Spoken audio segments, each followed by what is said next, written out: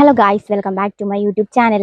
ഭീഷണിപ്പെടുത്തിയല്ല കേട്ടോ, ഞാൻ ഇന്ന് രണ്ടും കൽപ്പിച്ചിറങ്ങിയേക്കുക. എങ്ങോട്ടാന്നല്ലേ? അമ്മ പറഞ്ഞു കുറച്ച് തീയൽ വെക്കണം, ഉച്ചക്കത്തേന് കറി വെക്കണം എന്നൊക്കെ പറഞ്ഞു. അപ്പോൾ കറി വെക്കാൻ വേണ്ടിയിട്ട് നമ്മുടെ പറമ്പിൽ കുറച്ച് ഇത് നിൽപ്പുണ്ട് കേട്ടോ, വെണ്ടയ്ക്കൊക്കെ നിൽപ്പുണ്ട്. അപ്പം നമുക്ക് പോയി കുറച്ച് വെണ്ടയ്ക്ക പറിച്ചുകൊണ്ട് വന്നാലോ? പോവാം. അപ്പം നമുക്ക് വെണ്ടയ്ക്ക ഉണ്ടോ എന്ന് നോക്കാം കേട്ടോ.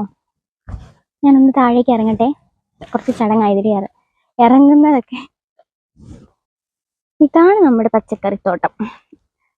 ഈശ്വര, അങ്ങനെ ഇറങ്ങാൻ കുറച്ച് പാടായതില്ലേ.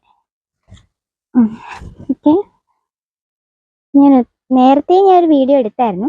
അതിനകത്ത് ഞാൻ പറഞ്ഞായിരുന്നു വെണ്ടയുണ്ട്, ചീരയുണ്ട്, കാന്താരി ഉണ്ട് എന്നൊക്കെ പറഞ്ഞായിരുന്നു. പാവക്കയുണ്ട്, മത്തനുണ്ട്, കുമ്പളമുണ്ട്, അങ്ങനെ പല പല സാധനങ്ങളുണ്ട്, പച്ചമുളകുണ്ട്. അപ്പൊ നമുക്ക് ആദ്യം വെണ്ടയ്ക്ക നോക്കാം.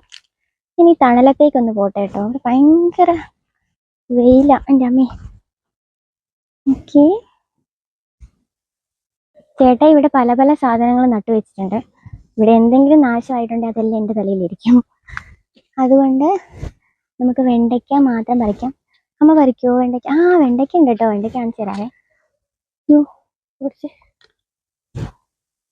കാന്താരി പറിക്കുന്നില്ലേ? എല്ലാം പഴുത്ത് നിലത്ത് കിടക്കും. കാന്താരിയും പറിക്കാം. ഇവിടെ കുറേ നിലത്ത് കിടക്കുന്നു.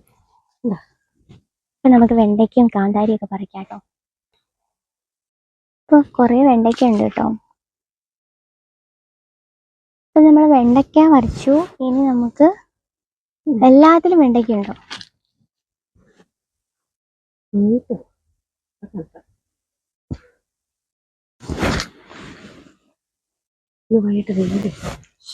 വെണ്ടയ്ക്ക കിട്ടി. വെണ്ടയ്ക്ക കുറച്ച് വെണ്ടയ്ക്കയും കുറച്ച് പച്ചമുളകും അമ്മ എൻ്റെ പറിച്ചു തന്നു. ഇനി അടുത്തത് നമുക്ക് കാന്താരി പറിക്കാൻ പോകണം.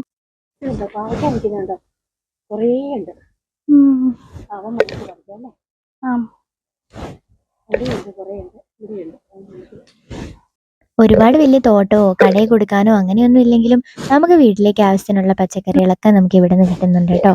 അതും ഓർഗാനിക് ആയിട്ടുള്ള പച്ചക്കറികൾ തന്നെ. ഭയങ്കര ഇടിയൊക്കെ കിട്ടുന്നുണ്ട്. മഴ പെയ്യാനാണെന്ന് തോന്നുന്നു. മഴ പെയ്യട്ടെ, നല്ലല്ലേ? തണുക്കട്ടെ അങ്ങോട്ട്.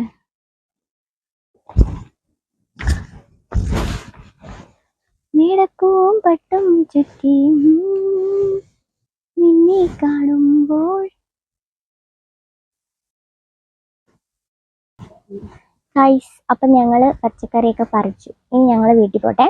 ഇനി ചെന്നിട്ട് ഞങ്ങൾ കറിയൊക്കെ ആക്കിയിട്ട് തിന്നട്ടെ കേട്ടോ. ടാറ്റാ.